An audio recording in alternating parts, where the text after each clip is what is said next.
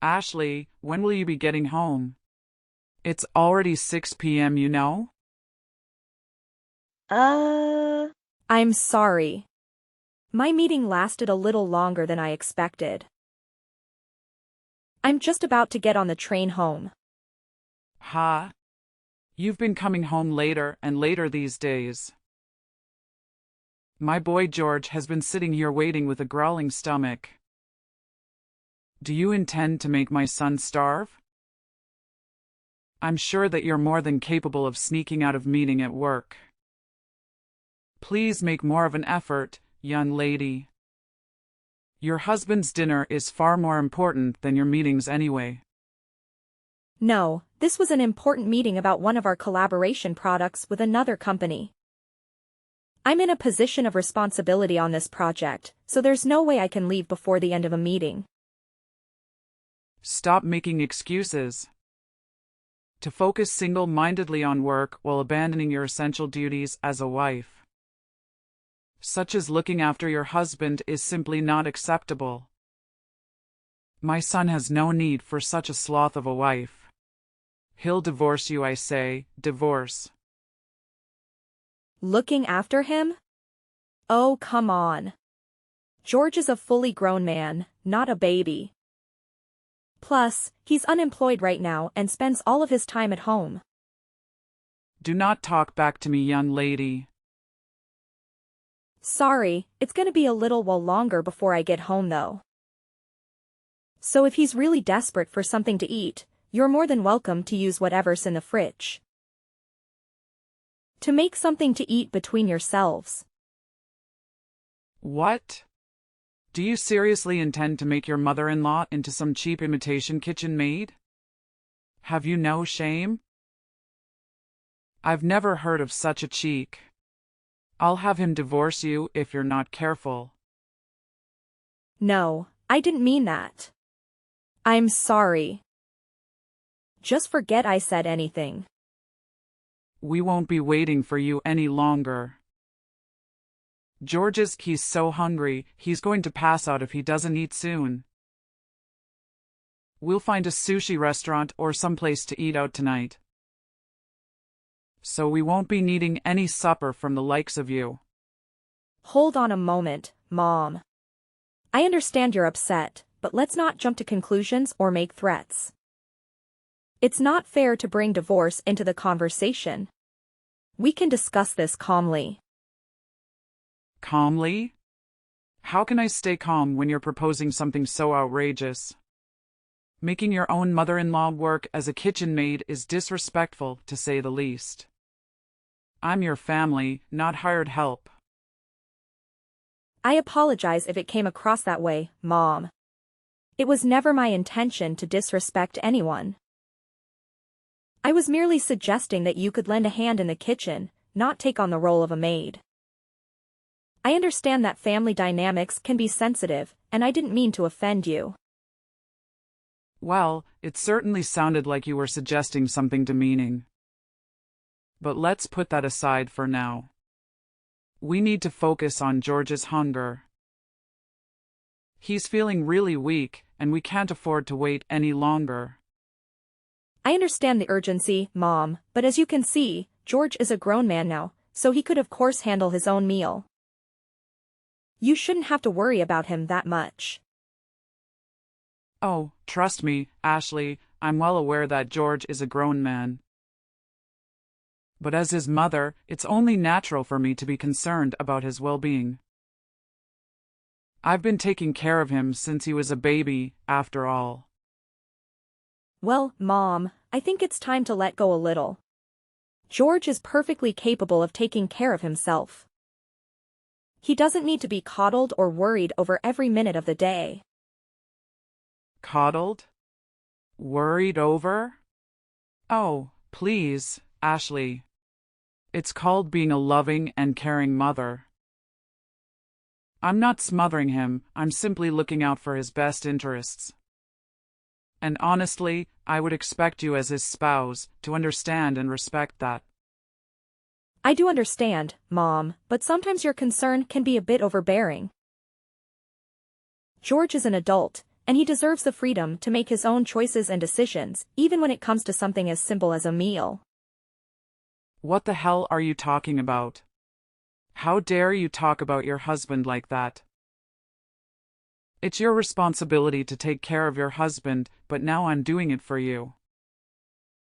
Actually, you would certainly have to thank me for that, don't you think? Mom, we are adults. We could look after ourselves. Could you please stop intervening in our life? It's just inconvenient. Oh, good grief, you really are a failure of a wife. My son picked this short straw with you, didn't he? I'll have him divorce you before long. I mean it. 3 hours later. George, are you there? You got a minute? What is it? I was just about to go to sleep. Besides, if you want to say something, why not just come and talk to me? Why do you need to send messages when we're in the same house? But if I come to speak to you, your mom will probably overhear us. Anyway, it's about your mother. Is there no way we can live separately? This arrangement with the three of us is just not working. What? For God's sake, you're not going on about my mom again, are you? To tell the truth, George, I'm extremely stressed. I agreed to have her live with us because I felt bad about her being lonely after your dad passed away. But she's causing me so much stress, it's unreal. Does she think I'm some kind of slave? She forces me to do all the housework despite the fact that I'm working long hours. Not only that, but she barely ever lifts a finger herself. If there's ever anything she doesn't like, even just a little bit, she immediately brings up divorce and threatens to make you end the marriage with me. What's more, despite the fact she makes absolutely no money and contributes nothing to the household finances, she goes out to restaurants on lavish spending sprees, always bringing home bags of frivolous junk. There's no other way to put it, George. I've reached my limit and I can't take it anymore. What can I do? You can complain about her as much as you like. But she doesn't have anywhere else to go. She sold the family home when my dad died. We're the ones who took her in. I could hardly send her packing now, can I? The only money she has to her name is her pension, so when she says she can't afford to contribute, she's not lying. Plus, without my dad, she's super lonely. Surely, it wouldn't hurt to indulge her selfishness, just a little bit every now and then? This goes beyond the level of mere selfishness. She sneers and barks orders at me, tells me I'm not fit to eat in the same room as her, and forces me to eat nothing but leftovers.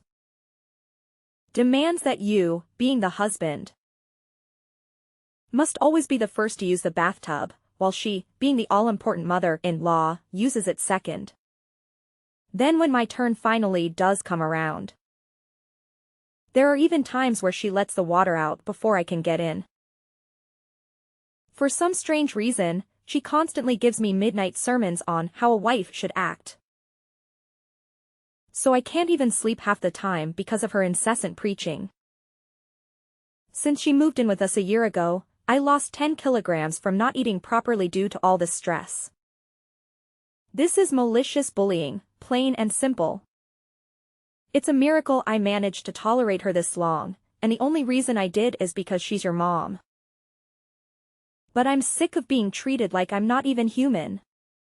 I've reached my limit. Please, George, have her move somewhere else. Maybe an apartment or a shared house or something, I don't know. Just anywhere but here. If that's impossible, at the very least, could you please tell her to stop treating me this way? If you don't do something, I'm going to lose it.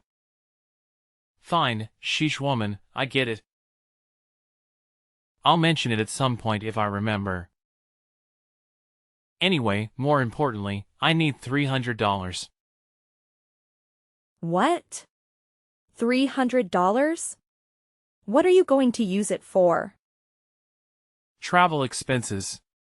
I'm looking for work right now, so I need money for bus fares and trains and stuff. What? But I gave you money for travel expenses not that long ago. You get $150 a month for that already. That's a pocket change. I already use it all. Get the real woman, $150 just doesn't cover it. Give me $300. Wait, you are. No way. Are you visiting casinos again? What? Come on, it's not like it's a problem. I don't go very often and I hardly spend anything when I do. It's a way for me to let off steam after the hours I spent job hunting. You haven't forgotten that you lost your last job. Because you got caught sneaking out of the office and visiting casinos when you were supposed to be working, have you? You got on your knees and swore you'd never visit a casino again, George. You swore. In spite of that, you're at it again, and this time you're blowing the money that I give you on travel expenses on the slots. If that's where it's going, you'll never get another cent out of me. Oh, give it a rest, woman. You're like a broken record, nag nag nag. It's up to me how I spent my time. Are you seeing a ban from relaxing to take my mind off the stress of trying to find a job now? Who gave you the authority to do that? The only thing you're good for is bringing in money anyway. If you can't even toss me a few dollars when I'm in a pinch, then what the hell do you bring to the table? What? What does that mean? The only reason I have to work like a dog now is because you got fired for acting like a moron. Job hunting, give me a break. All you do is laze around on the sofa like a sack of potatoes. Then you have the nerve to spend the money I give you for getting around town on the slots. You have no right to be angry with me. Oh, just bottom it already. Nag nag nag. You think you're so much better than me just because you happen to have a job, don't you? Screw this. I'm going to sleep. No, you can't just get up and talk to me. I'm not finished, George. George. The next day. Excuse me, Ashley. Answer me. What is it? I'm at work right now. I hear you've been complaining to George again. Giving him a hard time because he's struggling to find work. How dare you go whining to him behind my back? You really are a spiteful, underhanded cretin of a woman. What? One thing you don't seem to understand about my son is that he's recharging his batteries right now. He's simply depressed because things didn't work out at his last company. Any normal wife would be trying to make her husband feel better right now. But far from it, you're actually going on the attack. You're atrocious. You're a devil, I tell you, a devil. There's nothing for it but divorce. The fact that you're messaging me like this now must mean that George just woke up from his hibernation on the sofa. And told you about the conversation I had yesterday, right? I bet he told you about what I had said about him finding a job and nothing else. Am I right? Ugh. I give up. Now, you listen to me and you listen well, young lady. You need to make more of an effort to stand up for your husband. You need to have his back. Just because you happen to have a job doesn't make you any better than him. Right, sure, I'm sorry. I'm occupied with work right now, so would you be kind enough to tell me off later instead? I'm busy. Good grief. Look at you. A fully grown woman bragging about having a job like it's some kind of special achievement. Tell me, Ashley, what good is a woman who does nothing but work? Ugh, I'll never get any grandchildren with a daughter-in-law like you. How about you fulfill your feminine duties as a wife for a change? I must be the unluckiest, most mistreated mother-in-law in the whole world. Aren't you at least big enough to admit your wrongdoing and walk away with some dignity? Get a divorce. You're really annoying me now. Would you just shut up for once? What? How dare you? What has gotten into you today? Where did this rebellious attitude come from all of a sudden? Know your place, young lady. Who do you think the mistress of this household is? If you define me, I'll have my son divorce you. Okay, divorce it is. Ha? Have it your way, I'll divorce him. It's not like I particularly enjoy being married to an unemployed leech anyway. Nor do I take any great pleasure in having to live with his parasitic megalomaniac old hag of a mother. I'm tossing that egotistical, jobless douchebag in the gutter where he belongs. I'll divorce him then, let's do it. I'm ready. Wait. What's gotten into you, Ashley? Is this some kind of joke? Are you being serious? You'd actually go through with it? You see, the thing is, you should have known that there was a limit to how much of your crap I was willing to tolerate.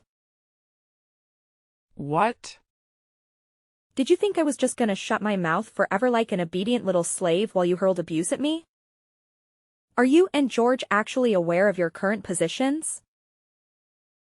What good is a woman who does nothing but work, you ask? How about putting food on the table for you and your waste of a spaceman child of a son? Who do you think it is putting a roof over your heads? Who do you think it is who's looking after you and enabling your lazy deadbeat lifestyles? Go on, think about it. This one's really easy. Well. Oh my God. Ashley. What's gotten into you? This isn't like you at all. It's not that something's gotten into me. It's that you think you can manipulate and take advantage of me and my kindness. Ask yourself, do you think I enjoy feeding, clothing, and providing shelter for a malicious, bullying old hag of a mother-in-law? The only reason I reluctantly agreed to you living here in the first place was due to my mercy and kindness. Because I felt bad about you living all on your own after your husband died, and this is how you repay me? By walking around like you own the place and treating me like your slave? Then you have the nerve to threaten me with divorce when you don't get your own way? Do you have any awareness of how arrogant and shameless your behavior is? Well. Are you going to answer me, you miserable, sponging witch? No, but taking care of your mother-in-law is a decent thing to do. What? I'm not sure that common decency like that applies to sponging vagrants. You are also aware that I'm not your daughter, right? Even still, I wouldn't tolerate this from my own mom. So what do you think gives you the right? If you were actually my mom, I'd be just as eager to get you out of my life. Ashley, wait. Ashley, I may not be your mother, but surely this is still no way to talk to your mother-in-law. And what on earth is with all this coarse, vulgar language? You barbarian. It's just that I thought all along you are simply not suitable to be my son's wife. It's divorce for you. Divorce. Get out. I already told you I'm divorcing him. However, the only ones who need to get out are you two. What? Why? Seems like you might have forgotten this minor detail. But the place you are currently living in rent-free, like the pair of grotesque parasitic termites you are, is the apartment I bought back when I was single. It's my name on the deed, and it's my apartment. What? Really? No way, you actually forgot? I did tell you before. Remember? It was the day you moved in. I gave you a thorough explanation about all the details regarding the living situation. Aren't you a little too young to be going senile? Well, now that you mention it, I think I might remember you telling me something along those lines. But you can hardly expect me to remember every conversation we had last year. The thing is, whether you remember or not makes zero difference to me. Once the divorce is finalized, you and the Sloth King will be packing your things and leaving for good. Because, as I told you, you're living in my apartment. You'll no longer be my mother-in-law and he'll no longer be my husband. And sadly for you, I'm not the kind of person to let a pair of strangers live like bums in my house. Now, I'll be handing George the divorce papers when I get home today. Make sure the two of you get your belongings together, okay? Luckily for you, in my infinite generosity and benevolence, I'm willing to give you until tomorrow evening to get out. Don't think you'll be getting anything to eat though. Ashley, just wait. Surely you're not going to divorce him immediately, today? You don't actually plan on kicking your husband and mother-in-law on the streets, do you? I simply do not agree. This divorce isn't happening. I won't allow it. What the? Why have you done a complete 180 all of a sudden? You seem to be happy enough to walk all over me when you thought you could get away with it. You waved around the notion of a divorce like it was your prized family crest, using it as a pretext to say whatever you wanted, whenever you wanted. Then the moment you realize things are no longer going in your favor, you're suddenly opposed to it? Don't make me laugh. What? You're the one who started all this in the first place. You wanted to fight, didn't you? All I did was give you what you wanted. You should be grateful. Don't you dare start trying to worm your way out of it all of a sudden. And I won't allow it? Who do you think you are? Since when were you the queen? Did I miss your coronation? How about you try cultivating some awareness of your own position for once and putting a lid on that monstrous mouth of yours? I'm so sorry. This is all my fault. It's too late to apologize now. I'm dead set on divorce and nothing can change my mind. Make sure you're gone by tomorrow night. And let me make one thing abundantly clear. There will be no distribution of assets. George, the eternal NET, has no savings of his own and we have no shared accounts either. There's no money for him to receive, not a single cent, so don't bother trying to put in any claims. I would feel bad about throwing you out into the streets without any clothes. So I'll allow you to take the bare minimum of clothing and everyday necessities with you. I take it you have no complaints about that? If I've made myself clear, hurry up and get out of my apartment. And take your good-for-nothing son with you. Oh my God. Please, please, just wait. Wait. We don't have anywhere to live. We sold the family home and my husband passed. My pension doesn't amount to much either. George doesn't even have a job. Please. Oh, I see. Just so I understand, you'll be in dire straits because your sons are NET and you have no place to stay and no money, is that right? Okay, so what? Huh? That's not my problem. The fact that your sons are NEET or that you have nowhere to stay or that you have no money. Yeah, none of these things are my fault. If you're struggling for money, you could always have George earn you back both a living on the slots. And why can't you find a job? If you've got the energy to bully your daughter-in-law 24/7, then holding down a job shouldn't be a problem. I saw a local supermarket was recruiting the other day. Do that? Oh my God. God's not going to help you now. Nor is playing the victim, and I mean please, is this really any way for a fully grown woman to behave? If you don't have any money, then you work. Surely you at least understand that.